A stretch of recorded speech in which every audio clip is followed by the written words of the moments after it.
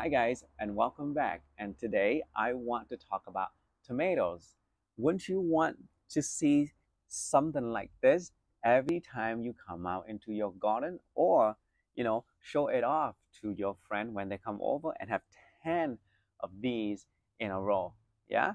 And tomato plant is actually one of my favorite plants because it is what I would consider an instant gratification plant for newbie gardener, meaning that the time it takes from a seed to when it can show you some tomatoes takes about a month, in the summer and the spring.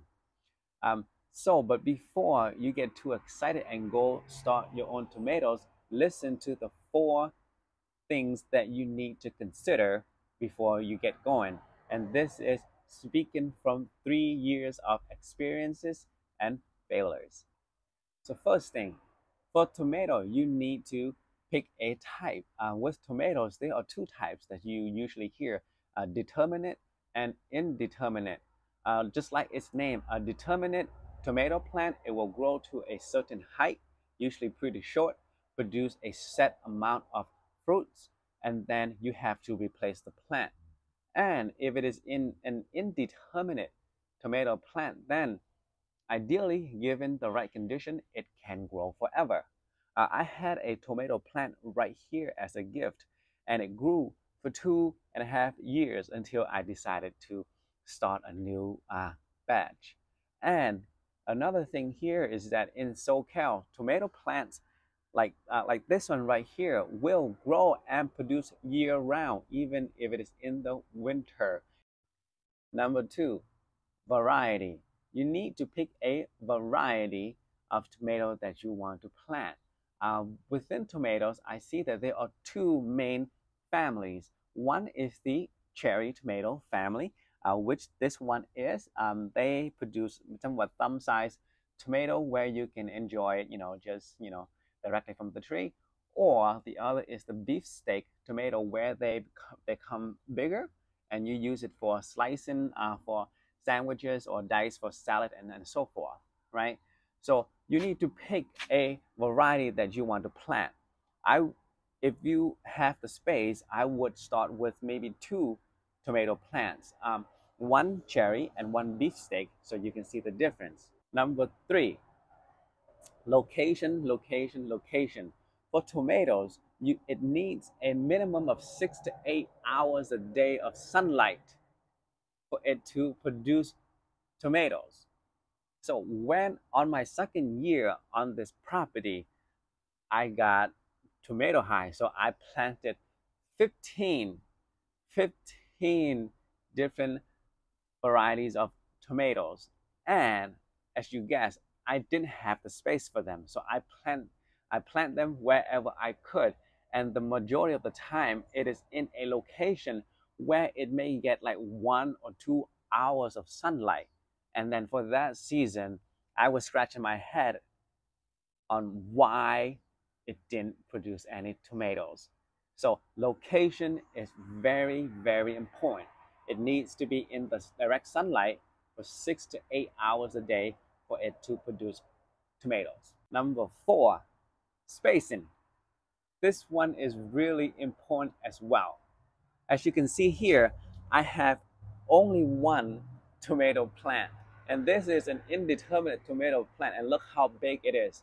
And this area right here, I used to have a few trees, I cut two trees, one soursop and one atamoya right there, and then a tomato plant that was a gift to me that grew for 2.5 years right here.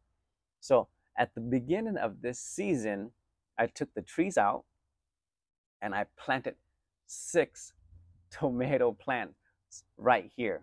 In this location is about 4 to 5 feet. And this is one tomato plant. And you guys guessed it, they died.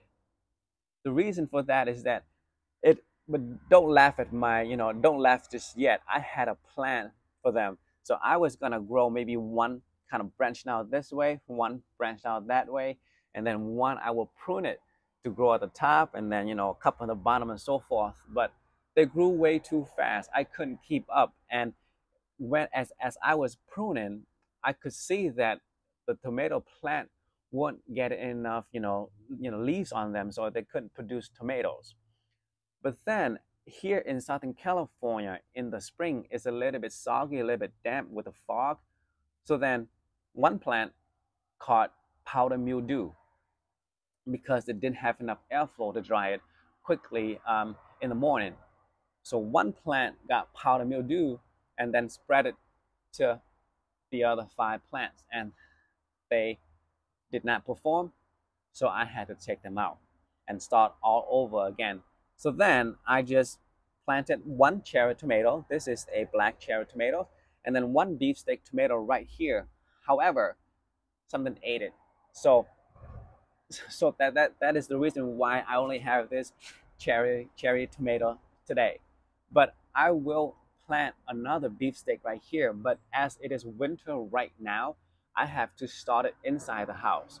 With this tomato here, this plant here, I just pretty much sprinkle the seeds right here, and it just then and it become like this today.